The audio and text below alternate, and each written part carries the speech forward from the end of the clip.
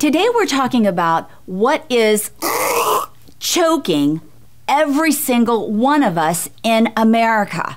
I mean, do you ever feel like, I just can't take it anymore? Maybe you feel like you're having an anxiety attack, shortness of breath, heaviness. It's happening all over the place. I mean, it's stressed out to the max. I mean, even the rates of Parkinson's disease are skyrocketing up.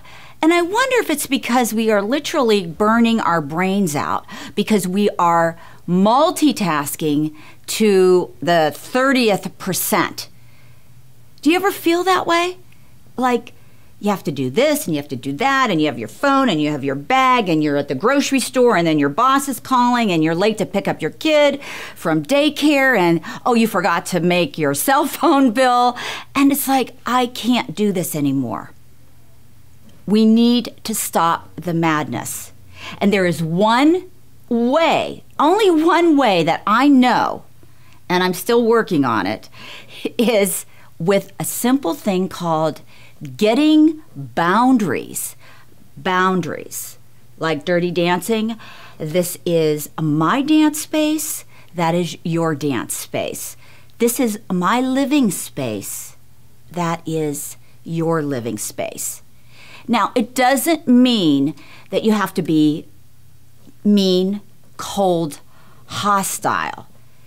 Once again, it's a continuum of behaviors, from being a martyr, a doormat, a slave, an idiot, no, just kidding, a yes ma'am, to being the total extreme, which is an arrogant, egocentric person who cares about no one but themselves, which in psychology we might call a narcissist.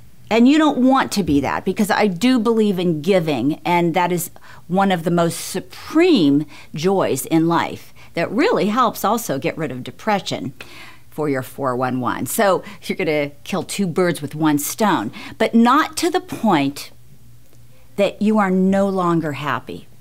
So how do we stop going nuts, and what does that mean by having boundaries?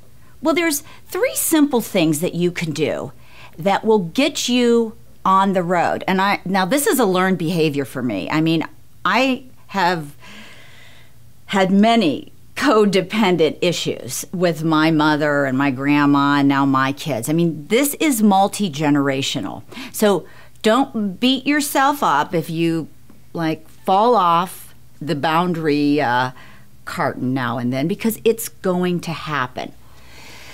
For one day, I would like you to think about spacing out your time.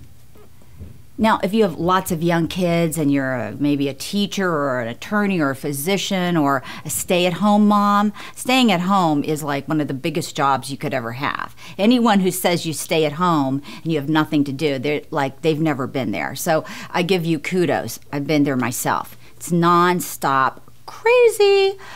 But I would like you to take some time out of each and every day for yourself.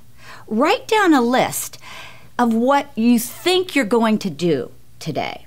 Write down the list.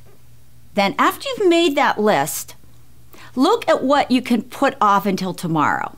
Cut the list in half if you can. Like, do you have to buy the birthday gift today? Can it wait? Can you pick up a gift card at the grocery store tomorrow? Can you ask somebody, hello, honey, bring home some milk instead of you running around like an idiot? So you're going to make your list of what you think you're going to do today. You're going to cut your list in half of what you can't prolong till the next day or the next day. Then you're going to look at half of that list and you're going to see who can help you get that done. You're going to be a manager of your own CEO, of your own boundary company, okay? And you're going to delegate. A good manager knows how to do that with kindness, with firmness, so that they have more time to do what they need to do. And part of that is being at peace and quiet. Who can you delegate to help put the book bags in order the night before school? Who can you delegate to go see your mother if she's ill? Is there an uncle, a cousin, a neighbor? You don't have to do it all. The problem with us women is we're brought up that only we can do this. It won't get done right. You know, some of the worst mistakes I've ever made in my life is not letting my husband take care of the kids while I went out. First of all, the worst thing that happens to you women, if you're being honest with yourself, is you become very resentful and nasty of everything you're doing for everybody. Example, you stay up all night to make cupcakes for your kid's birthday at school. You get up, you're a total biatch, you're mean to the kids. Even if you don't say it, they sense it. Remember, kids feel the same way we do, even though they don't cognitively think the same way. Now, really, making those cookies and staying up, or those cupcakes all night long, and you getting up and being a grouch, was it worth it? Is that what celebrating your child's birthday is about?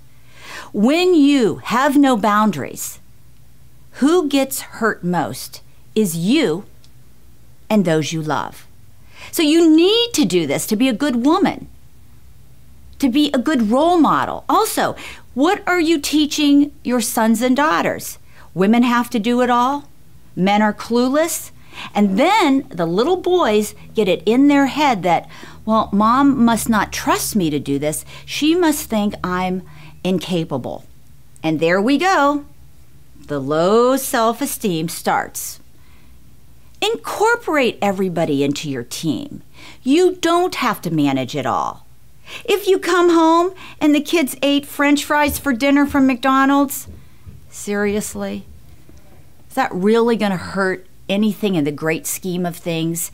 Even if dad messed it up, it's going to be a memory that they are going to giggle about forever and ever. You are robbing your children from that opportunity of moments with dad, uncle, grandpa. Trust me, they're not idiots. They may not be as perfect as you, but let's face it, nobody's perfect. And isn't trying to be perfect freaking exhausting? I came to a point I just couldn't do it anymore. I cannot be everything for everybody. And guess what happened when I expressed that? Is they understood. They were happy to pick up some of the load. And they were happy that they didn't feel so guilty because I'm walking around behind them like they're maid. Help everyone be healthy in your family.